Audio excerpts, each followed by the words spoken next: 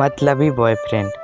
Ritu bus station पर खड़ी बस का इंतज़ार कर रही थी। लगभग 5 मिनट बाद बस आ गई। जैसे ही बस आई, रितु बस में चढ़ गई और एक सीट पर बैठ गई। जैसे ही बस चलना शुरू हुआ, वैसे ही नितिन नाम का एक लड़का बस के पीछे पीछे भागने लगा। बस थोड़ी धीमी चल रही थी। नितिन दौड़ते हुए आया और बस में चढ़ गया। उस वक्त नितिन बहुत हाँफ रहा था। चेहरा पसीना पसीना हो गया था। पसीना झाड़ते झाड़ते नितिन की नज़र रितु पर पड़ी। उस वक्त से नितिन रितु को ही देखने लगा। रितु ने भी नोटिस कर लिया कि सामने वाला लड़का उसे ही देख रहा है। रितु भी नज़र चुराते हुए नितिन को चोरी चोरी देख रही थी। बस अगले स्टेशन पर रुक गई। रितु बस से उतर गई और चलते हुए आगे बढ़ने लगी। रितु ने नोटिस किया वो लड़का भी बस से उतरा और उसके पीछे आ रहा है। रितु ने काफ़ी देर से नोटिस किया कि वह लड़का उसी के पीछे आ रहा है। रितु अपने घर पहुंच गई। रितु अपने घर के गेट के अंदर गई तो उसने देखा नितिन भी उसके पीछे पीछे उसके घर तक आ गया।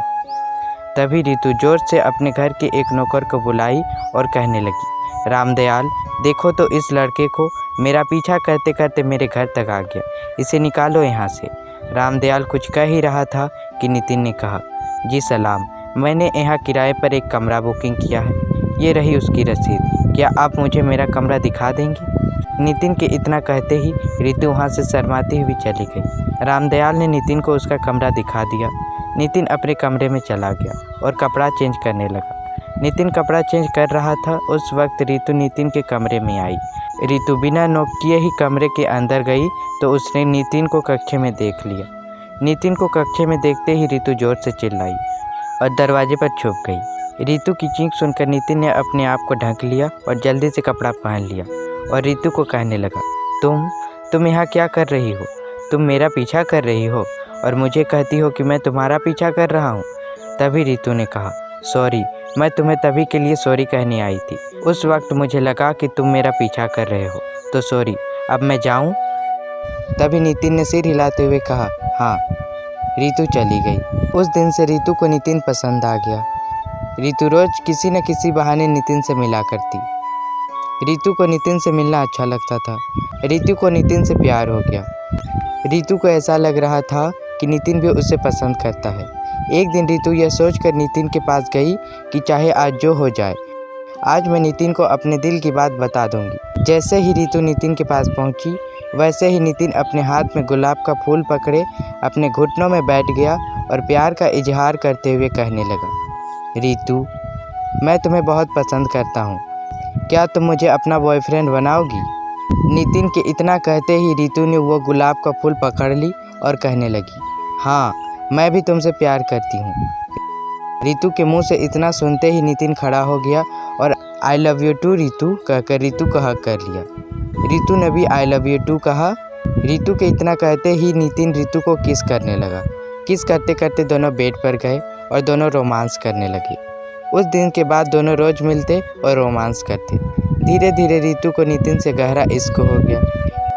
रितु को नितिन के बिना रहना अच्छा नहीं लगता था। रितु को हर पल नितिन के पास रहना अच्छा लगता था। 1 साल बीत गया। जैसे जैसे दिन बीतते गए, नितिन रितु से कम मिलने लगा। कुछ महीनों बाद तो नितिन रितु से मिलने ही बंद कर दिया। रितु जब भी उसके पास जाती, किसी न किसी बहाने उससे दूर हो जाता। एक दिन रितु ने नितिन को एक दूसरी लड़की के साथ देख ली। उस वक्त रितु को बहुत बुरा लगा। रितु उस दिन नितिन के पास आई और नितिन को कहने लगी, क्या कमी है मुझ में जो तुम मेरे साथ नहीं रहना चाहते? तभी नितिन ने कहा, मैं बोर हो गया हूँ तुमसे, मुझे नया चाहिए, इसलिए मैं तुम्हारे साथ नहीं रहना चाहता।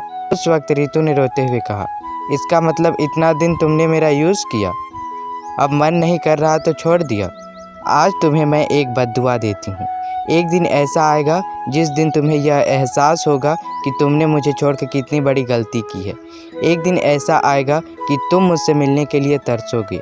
उस वक्त मैं तुम्हें छोड़कर जाऊंगी। 2 साल बाद रितु एक बहुत बड़ी मॉडल बन गई। बहुत से लोग उसकी खूबसूरती पर मरते थे।